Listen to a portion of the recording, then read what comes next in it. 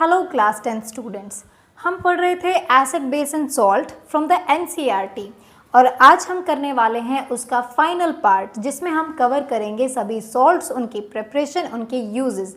तो चलिए शुरू करते हैं। लास्ट हम पढ़ चुके थे क्लोरल्कली प्रोसेस को, जिसमें हमने देखा था कि ये तीन मेन प्रोडक्ट हमारे फॉर्म हो रहे थे। NaOH यानी कि सोडियम हाइड्रोक्साइड, बेसिकली जो हमें बनाना था वो यही था, अलॉन्ग विद क्लोरीन और हाइड्रोजन। ये दोनों एज अ बाई प्रोडक्ट हमारे फॉर्म हो रहे थे। नेक्स्ट जो सॉल्ट हम पढ़ने वाले हैं that is bleaching powder. Bleaching powder का केमिकल नेम होता है बेटा कैल्शियम ऑक्सीक्लोराइड। अब कैल्शियम को रिप्रेजेंट किससे करते हैं? Ca से, ऑक्सी यानी कि O और क्लोराइड यानी कि Cl2। तो फॉर्मूला क्या बन जाता है कैल्शियम ऑक्सीक्लोराइड का CaOCl2। ब्लीचिंग पाउडर को प्रिपेयर कैसे करेंगे? जो भी क्लोरीन गैस हमने यहाँ पर सिंथेसाइज की थी उसी क्लोरीन गैस को यहाँ पर थोड़ा यूज़ कर लेते हैं। जब भी CaOH2 क्या है? Calcium hydroxide. कैल्शियम हाइड्रोक्साइड से अगर आप क्लोरीन गैस पास करवाते हैं तो हमारे पास फॉर्म हो जाता है calcium oxychloride along with water. Water as a by product यहाँ पर फॉर्म होता है। चलिए, बना तो हमने लिया, लेकिन इसका यूज़ कहाँ पर है? नेक्स्ट पेज पर we are here with the use. Bleaching powder is used for bleaching cotton and linen in textile industry. जो कॉटन का फैब्रिक होता है बेटा, देखिए वो ओरिजिनली बिल्कुल वाइट नहीं होता है, थोड़ी थोड़ी येलो शेड उसके अंदर होती है। तो उसको एकदम अच्छा वाइट और ब्राइट दिखाने के लिए उसको ब्लीच किया जाता है ब्लीचिंग पाउडर से। लिनन जो फैब्रिक है सेम उसका भी यही है।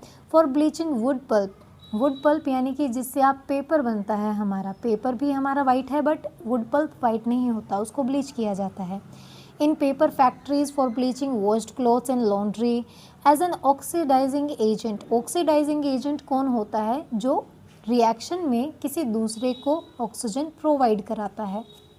In many chemical industry and for disinfecting drinking water. Drinking water को फ्री ऑफ जर्म्स बनाने के लिए भी क्लोरीन रिलेटेड जो भी कंपाउंड है हमारे, जैसे कि ब्लीचिंग पाउडर, इसका इस्तेमाल किया जाता है। अब देखिए, तीन चीज़ें हमने इसमें पढ़ी हैं। First chemical name and formula, second preparation, third uses. तीन चीज़ें अच्छे से आनी चाहिए। नेक्स्ट जो सॉल्ट हमारे पास आता है that is baking soda. The soda commonly used in kitchen for making tasty crispy pakoras in baking is baking soda. आपने घर में देखा होगा मम्मी को एक वाइट कलर का पाउडर वो ऐड करती हैं थोड़ी सी क्वांटिटी में, जब भी कभी वो कुछ क्रिस्पी बना रही होती हैं, लाइक पकौड़ा बना रही होती हैं या केक वगैरह बना रही होती हैं। हाँ ठीक है, केक क्रिस्पी नहीं होता है बट बेकिंग सोडा का उसमें यूज़ होता है उसको फ्लफ़ी बनाने के लिए। तो इन सब में फास्टर कुकिंग में NaHCO3 यूज़ किया जाता है, that is baking soda. Baking soda का केमिकल नेम क्या होता है?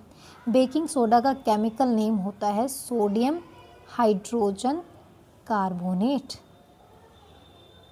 देखिए, जो फॉर्मूला है उसी से नाम बना है। Na represent sodium, H is hydrogen, CO3 is carbonate.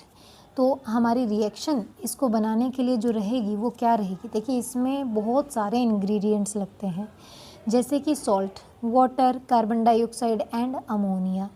इन सब को जब मिक्स करते हैं तो we have two major products, one is ammonium chloride and second is sodium hydrogen carbonate. बाकी तो बस बैलेंसिंग है और कुछ नहीं, ये आपको लर्न करने पड़ेंगे। That is salt, water, carbon dioxide and NH3। इन सबको जब मिलाते हैं, अमोनिया से बना अमोनियम क्लोराइड, सोडियम से बना सोडियम हाइड्रोजन कार्बोनेट। जिस भी चीज़ में कार्बोनेट आ जाता है तो समझ लीजिए वहाँ पर कार्बन डाइऑक्साइड होगी ही होगी। अब क्योंकि ये कार्बन डाइऑक्साइड फॉर्मेशन में भी यूज़ हुई है तो डेफिनेटली अगर हम इसको ब्रेक डाउन करेंगे तो कार्बन डाइऑक्साइड रिलीज़ भी होगी। ये आप खुद पढ़ेंगे कि पीएच जो है, क्या आपने हाइड्रोजन कार्बोनेट का कभी पीएच टेस्टिंग की है कि वो एसिडिक होता है, बेसिक होता है या न्यूट्रल होता है? तो मैं आपको बता दूं, it is basic in nature. It is as it can be use to neutralise an acid. जो मैंने आपको बताया था ना कि जब स्टमक में एसिड की क्वांटिटी ज़्यादा रिलीज़ हो जाती है तो हम उस कंडीशन में क्या करते हैं, हम कोई माइल्ड बेस लेते हैं ताकि वो जो स्टमक में एसिड प्रोड्यूस हो गया है उसका इफ़ेक्ट को न्यूट्रल किया जा सके। तो वो माइल्ड बेस हम ये भी यूज़ कर सकते हैं, that is baking soda, that is sodium hydrogen carbonate. It is a non corrosive base. अब देखिए अगर इसको हीट कर देते हैं तो क्या होता है, ऐसा हमने क्यों सोचा, क्योंकि जब भी हम कुकिंग कर रहे हैं बेटा तो कुकिंग में चीज़ों को हीट ही करना होता है। कुकिंग कर रहे हैं या बेकिंग कर रहे हैं, हीट तो करना पड़ेगा अगर खाने को पकाना है। तो हीट करने पर क्या क्या चीज़ें इसमें से फॉर्म हो रही हैं, क्या वो हमारी हेल्थ के लिए सही है या नहीं है, तो जानना तो ज़रूरी है। अगर हमने ले लिया सोडियम हाइड्रोजन कार्बोनेट, इसको हमने हीट किया तो हमारे पास फॉर्म हुआ सोडियम कार्बोनेट, कुछ water vapours plus carbon dioxide. अभी अभी मैंने आपको बताया था कार्बोनेट है तो कार्बन डाइऑक्साइड तो रिलीज़ होगी ही होगी। जो चीज़ें फ्लफ़ी बनती हैं तो उनमें कौन सी गैस भर जाती है, उनमें कार्बन डाइऑक्साइड भर जाती है जब आप खाने में क्या यूज़ करते हैं, sodium hydrogen carbonate. Next we have uses of sodium hydrogen carbonate. Use कहाँ होता है, कितने यूज़ तो हमने इसके किचन में देख चुके हैं, एसिडिटी के टाइम पर देख चुके हैं। For making baking powder, see this is baking soda, baking powder is a different thing. जब बेकिंग सोडा को टार्ट्रिक एसिड के साथ मिला दिया जाता है, टार्ट्रिक एसिड, तब भी एक माइल्ड बेस एडिबल यानी खाने लायक चीज़ प्रोड्यूस होती है जिसे हम कहते हैं बेकिंग पाउडर। नाउ अगर बेकिंग पाउडर को हम हीट करते हैं तो क्या फॉर्म होता है, CO2 + H2O, sodium salt of acid, ये चीज़ें फॉर्म होती हैं। अब देखिए सोडियम सॉल्ट तो लाइक NaCl वगैरह प्रोड्यूस हो जाएगा, ज़्यादा कुछ नहीं, तो it is quite safe to eat. Next we have carbon dioxide जो प्रोड्यूस होती है वो केक या फिर चीज़ों को थोड़ा स्पॉन्जी बनाती है, सॉफ्ट बनाती है। सेकेंड यूज़ क्या है, it is also used as ingredient in antacid. Antacid यानी जो हम एसिड्स को न्यूट्रलाइज करने के लिए लेते हैं। बीइंग अल्कलाइन, क्योंकि इसका नेचर क्या है, alkaline, it न्यूट्रलाइजेज excess acid in the stomach and provides relief, और हमें आराम पहुंचाता है। It also used in soda acid fire extinguishers. Soda acid fire extinguisher क्या, वो जो रेड कलर के सिलेंडर्स होते हैं ना, आपके स्कूल में भी होंगे, हॉस्पिटल्स में भी होते हैं, जो मतलब फायर सेफ्टी के लिए यूज़ होते हैं। आग लग जाए तो उसमें से आप कुछ स्प्रे करते हैं, एक फोम जैसी चीज़ बाहर आती है, तो that is soda acid fire extinguisher, वो उनमें यूज़ किया जाता है ये बेकिंग सोडा। सो ये तो था बेकिंग सोडा के बारे में, थोड़ी सी ज़्यादा चीज़ें हो गई इसमें। हीट करने का भी इफ़ेक्ट हमको पता होना चाहिए, और ये हीटिंग वाला इम्पॉर्टेंट है क्योंकि यहाँ से सोडियम कार्बोनेट बन रहा है और इसी सोडियम कार्बोनेट को हम यहाँ पर लाने वाले हैं। नेक्स्ट हमारा जो टर्म है that is washing soda. Washing soda क्या होता है बेटा, नाम से ही पता चल रहा है कुछ ना कुछ वॉश करने के लिए यूज़ किया जा रहा होगा, लेकिन उसके पहले हमको पता होना चाहिए इसका नाम और इसका chemical formula. Chemical formula is Na2CO3.10H2O। नाम होता है सोडियम कार्बोनेट डेकाहाइड्रेट। वैसे सोडियम कार्बोनेट में भी काम चल सकता है, लेकिन 10 वाटर मॉलिक्यूल इसके साथ एडेड होते हैं तो it is sodium carbonate decahydrate. क्या होता है ना कि जब आप इसको हीट करने के बाद सोडियम कार्बोनेट रिलीज़ करा लेते हैं, और इस सोडियम कार्बोनेट को क्या किया जाता है, रिक्रिस्टलाइजेशन कर लिया जाए, दोबारा से इसके क्रिस्टल फॉर्मेशन का अगर हम प्रोसेस अपना लेते हैं, तो वो प्रोसेस होते होते ये कुछ वाटर मॉलिक्यूल कैप्चर कर लेता है, अपने साथ ऐड कर लेता है, और फिर बना लेता है वॉशिंग सोडा यानी कि सोडियम कार्बोनेट डेकाहाइड्रेट। तो ये तो हो गई इसकी प्रिपरेशन। अभी हम देखने वाले हैं इसके यूजेस। तो यूजेस क्या रहेंगे इसके,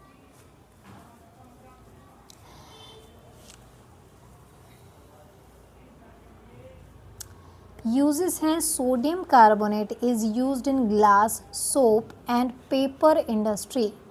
देखिए सोडियम के जितने भी कंपाउंड हम बनाएंगे वहाँ पर इस चीज़ का इस्तेमाल होगा, और चाहे ग्लास हो, चाहे पेपर हो, ये सभी, चाहे सोप हो, ये सभी सोडियम रिलेटेड कंपाउंड ही होते हैं। तो इनको बनाने के लिए हमें किसका यूज़ करना पड़ता है, washing soda. It is used in the manufacture of sodium compound. जैसे अभी मैंने आपको बताया बोराक्स या ग्लास जैसे बोरोसिलिकेट होता है, क्लीनिंग एजेंट के लिए भी, मतलब क्लीनिंग एजेंट के तौर पर भी हम इसका इस्तेमाल करते हैं। परमानेंट हार्डनेस ऑफ वाटर, जो हैंड पंप या ट्यूबवेल का पानी होता है उसमें होती है परमानेंट हार्डनेस। अब ये हार्डनेस वाला कॉन्सेप्ट हम 4th चैप्टर में पढ़ने वाले हैं कम्प्लीटली, तो उसको रिमूव करने के लिए भी हम वॉशिंग सोडा का इस्तेमाल करते हैं। Next we have, are the crystals of salt really dry? जो भी हम क्रिस्टलाइजेशन करके क्रिस्टल्स फॉर्म करते हैं, क्या वो सच में ड्राई होते हैं? जैसे आप ये पता करने के लिए आप क्या करेंगे, कॉपर सल्फेट के कुछ क्रिस्टल्स लेंगे, उनको एक बॉइलिंग ट्यूब यानी कि टेस्ट ट्यूब में डालिए, हीट करना स्टार्ट कर दीजिए।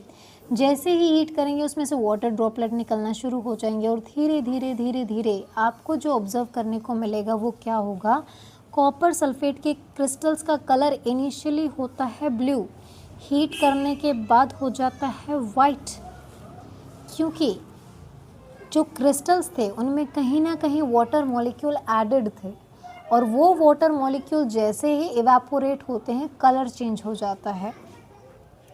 ये पूरा इसी के बारे में गिवन है, इसको ध्यान से पढ़ना है कि जो कॉपर सल्फेट है उसमें कितने वाटर मॉलिक्यूल होते हैं, 5।